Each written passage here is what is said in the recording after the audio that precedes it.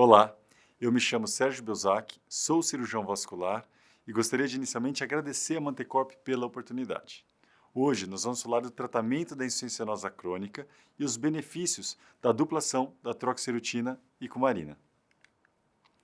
Inicialmente declaramos nosso conflito de interesse. Essa palestra tem o apoio educacional da Mantecorp Farmasa e eu tenho os patrocinadores do nosso Instituto de Aprimoramento e Pesquisa, o IAPAS. Claro que você, colega vascular, sabe que insuficiência venosa crônica tem todos os estigmas que é comum no nosso dia a dia. Mas existe uma diferença entre doença venosa crônica e insuficiência venosa crônica. O termo insuficiência venosa crônica a gente guarda para os casos mais severos, que seria CEAP C3 para frente, ou seja, a presença de edema, dermatite ocre ou até mesmo a úlcera em atividade. Temos já sabidos os fatores de risco, como a hereditariedade, obesidade, sexo feminino, a proporção de 8:1 em relação ao masculino, número de gestações prévias e o uso do anticoncepcional. Há uma prevalência grande da doença, em especial então na população feminina. Estima-se que 20% da população nos países ocidentais tem insuficiência venosa e que é a sétima patologia crônica mais frequente. Estima-se que até 5,9 milhões de dólares são gastos por causa da doença varicosa nos Estados Unidos. Se a gente for falar da fisiopatologia da insuficiência venosa, é impossível a gente não lembrar das bombas impulsos aspirativas, a tal da bomba da panturrilha, ou com o nosso coração periférico. Existem maneiras da gente quantificar o funcionamento dessas, com a pletismografia, tanto que a gente consegue ver a fração de ejeção, quanto de fluxo sanguíneo venoso está retornando, através da pletismografia, e a mobilidade da articulação tibiotársica. Quanto maior o grau de anquilose, como a gente já evidenciou em alguns estudos nossos, quanto maior o grau de anquilose, menor o retorno venoso, maior a severidade da insuficiência venosa. Então, a anquilose tibiotársica ela é causa de insuficiência venosa, mas também é consequência da insuficiência venosa. Então, faz parte do tratamento, nós vamos falar na frente, melhorar esse funcionamento da bomba da panturrilha. Da mesma forma, é fundamental para o funcionamento venoso as válvulas. A gente não deve ter refluxo.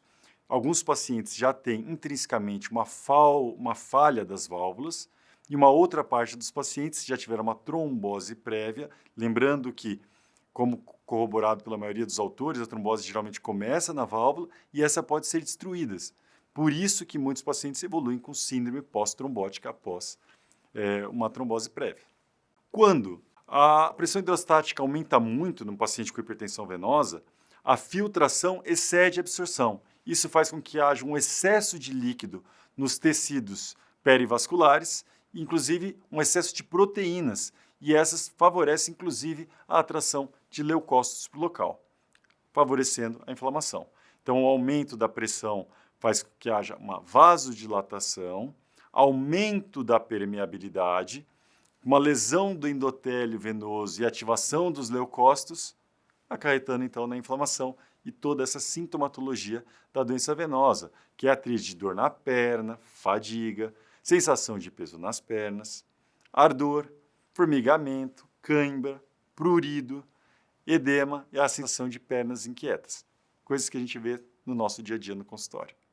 Tem a classificação mais clássica, que é a CEAP. Então, esse C é de quadro clínico, E, etiológico, o A, anatomia, distribuição anatômica, e o P, de fisiopatológico. Então, o CEAP vai de C0 a C6. C0 é o paciente que tem sintomatologia mais nenhum sinal. C1, vasinho.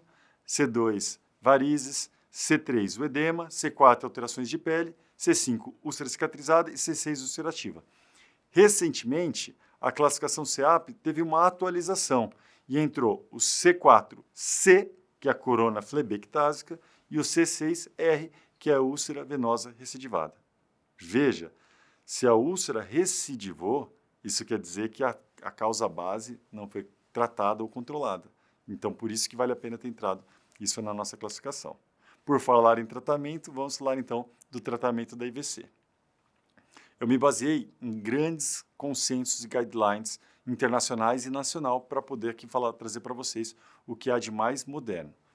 Então, ISVS 2022, da Sociedade Europeia, revisão da Cochrane Library em relação aos flebotônicos e a diretriz da nossa querida SBACV de 2024. Como a gente define o nível de evidência e a classe?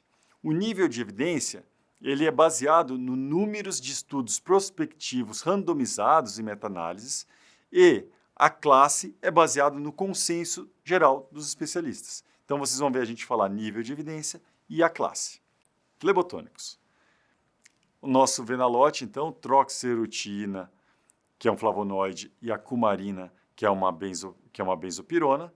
Se a gente for olhar no ESVS 2022, a utilização de flebotônicos tem classe 2A. No paciente CAP-C6, classe 2A. Ou seja, já existe bastante evidência e a grande maioria dos autores preconiza sua utilização. Se a gente for olhar essa publicação da Cochrane, que é famosa por fazer grandes revisões sistemáticas e meta-análises, a gente olha uma coisa que nos deixa muito orgulhosos, que o nosso estudo, realizado em 2014, está entre os melhores estudos do ponto de vista de rigor científico. Se a gente olhar os critérios, ele tem a maioria dos critérios. E aqui, algumas evidências. Como funcionou esse nosso estudo, que inclusive a gente publicou na revista Phlebology. Nós distribuímos os pacientes CAP, C2 e C5 em 4 grupos. Demos em 3 grupos medicações flebotônicas, num grupo placebo. Todos esses pacientes responderam um questionário do Índice de Qualidade de Vida, um índice internacional validado, de acordo com a insuficiência venosa. Todos esses pacientes foram submetidos à pletismografia à água, que é para medir o volume do membro, e todos esses pacientes foram submetidos à goniometria para avaliar a movimentação, a amplitude de movimento da articulação tibiotársica. E aí foram randomicamente distribuídos, nem nós, nem o paciente sabíamos o que tinha em cada frasco. E a gente observou um dado extremamente positivo para o Venalote, que os pacientes tiveram uma melhora estatisticamente significativa na sensação de prurido e de parestesia no membro inferior. Não só esse achado, como outros foram encontrados por Van Scheidt na sua publicação. Ele mostrou melhora, sensação de peso nas pernas, sensação de queimação nas pernas e também mostrou redução do membro através da pletismografia. O Venalote tem sido muito utilizado em gestantes. Existem alguns estudos mostrando, como este do Oliveira, mostrando melhora de dor, calor e cãibras. E também, para corroborar essa utilização em gestantes, para tratar e amenizar sintomas de hemorroidas. Para a gente deixar claro aqui que a categoria de risco fetal da utilização do Venalote está na categoria B, que ainda não tem estudos adequados em mulheres, mas em experiências animais não foram encontrados riscos, somente alguns efeitos colaterais. Se a gente for olhar na diretriz da nossa SBACV, é nível A de recomendação e classe 2A de evidência para a utilização de flebotônicos no tratamento dos pacientes com insuficiência venosa crônica. Cirurgia. Existem inúmeras possibilidades. A mais comum é a técnica convencional, que é ligar a safena e tirar. As técnicas mais modernas, como a cola, ainda tem muito o que melhorar do ponto de vista científico. Já as termoablativas, como o laser e a radiofrequência, são nível de evidência 1A, conforme evidenciado na sociedade europeia. Da mesma forma, é nível de evidência 1B para paciente com úlcera venosa. Já para prevenir a recorrência, veja, é 1B para fechamento da ferida. Agora, para prevenir recorrência, é 1A de evidência. Ou seja, é aquilo que eu falei anteriormente. Se o paciente tem uma úlcera venosa e você fechou ela com alguma terapia compressiva e com flebotônicos, ela vai abrir de novo se você não tratar o fator causal, que é a insuficiência venosa concomitante. Métodos compressivos. A utilização de métodos compressivos para aliviar sintomas é evidência 1B. E para cicatrização de úlceras é evidência 1A, o que a gente vê mesmo no nosso dia a dia no consultório. Eu, pessoalmente, faço muita bota de una. Inclusive, a recomendação, então, é método compressivo inelástico ou multicamadas, evidência 1A. A utilização de compressão para alívio dos sintomas pós-operatórios também é importante e evidenciou-se nesse estudo do Cavesi que uma compressão de 35 mm de mercúrio é superior a uma compressão de 23 mm de mercúrio. E a gente esquece disso. Se o paciente tem uma bomba da panturrilha ineficiente, se ele tem uma anquilose tibiotársica, é fundamental, ao tratar a insuficiência venosa, a gente também reabilitá-lo do ponto de vista fisioterápico. No nosso instituto, nós temos uma fisioterapeuta e eu fortemente recomendo a vocês de encaminhar seus pacientes também. Aqui é o nosso paciente fazendo fortalecimento de panturrilha e aumento da sua mobilidade da articulação. Inclusive, existem evidências de que uma fisioterapeuta, ao colocar uma compressão excêntrica, pode melhorar o seu resultado, por exemplo, da sua escleroterapia com espuma. E a gente realizar a pletismografia pode nos dar informações da melhora com o advento desse tratamento fisioterápico.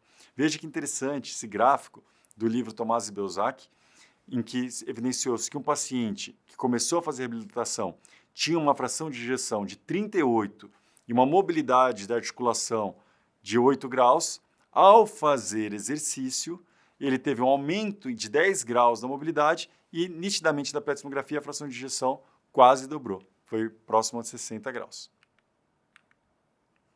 Um caso clínico, então, de insuficiência venosa severa, CEAP 6, paciente com insuficiência de safena, uma grande úlcera aberta em maléolo medial, o que fazer? Então, debridamento da ferida, termoablação química ou térmica, lembrando que a ablação térmica nível de evidência 1A em relação às outras, utilização de flebotônico, Venalote foi utilizado por esse paciente, um curativo, então, para tratamento, idealmente um curativo compressivo e inelástico multicamadas para fechar a ferida do paciente. Evidência do New England, da utilização de ablação safênica para fechamento de ferida. E aqui um estudo nosso mostrando que a utilização de bota diurna sistemática em todos os pacientes com úlceras venosas iriam gerar uma economia de milhões de dólares para o nosso sistema de saúde, uma vez que esses pacientes gastam diariamente em troca de curativos que geralmente eles pegam no posto de saúde. Então, se todos os pacientes fossem adequadamente tratados, fazendo cirurgia de varizes, seja técnica convencional, espuma ou laser, utilizar um flebotônico como Venalote e usar um método compressivo para fechar, e depois utilizar o método compressivo e fisioterapia, a gente não ia ter tanta úlcera venosa como a gente tem no nosso país. Quando a gente vai fazer a nossa ablação, então a gente tem a tríade de sucesso da punção, que é o proclive, o garrote e o ultrassom para puncionar, e a gente faz então a ablação da safena após a epigástrica. E para a ablação faz o contrário, coloca o paciente em trem e comprime a veia para ela fechar de forma adequada. Deve-se calcular um lead adequado para cada caso. Nós geralmente usamos o diâmetro da veia para tal, e a gente tem esse controle ultrassonográfico. Se porventura aquela pequena porcentagem de casos for o seu paciente que não fechou por completo a safena, e olha que é uma exceção, não tem problema. Depois você pode dar uma complementada no consultório com um pouco de espuma. E está aqui então o nosso paciente, tomando Venalote e fazendo curativo compressivo seriado, toda semana fazendo bota diurna no consultório. Em 6 semanas, fechamos as feridas e encaminhamos o paciente para a realização de fisioterapia. Dessa forma, o que a gente conclui até aqui? Que a utilização de flebotônicos tem bastante respaldo, claro que precisa estudar cada vez mais o tema, mas tem um importante efeito para o alívio dos sintomas da insuficiência venosa crônica, em especial o Venalote, que é a troxirutina e cumarina. A diferença entre todas as drogas disponíveis no mercado, a gente tem que tentar entender qual é melhor para o nosso paciente. As técnicas ablativas são melhores do que as técnicas convencionais. A utilização de métodos compressivos e fisioterapia vascular devem fazer parte do instrumental do cirurgião vascular, e a cicatrização de úlcera venosa deve ter um acompanhamento para a prevenção de recidivas. Mais uma vez, muito obrigado, Mantecorp, pela oportunidade. Fico sempre à disposição.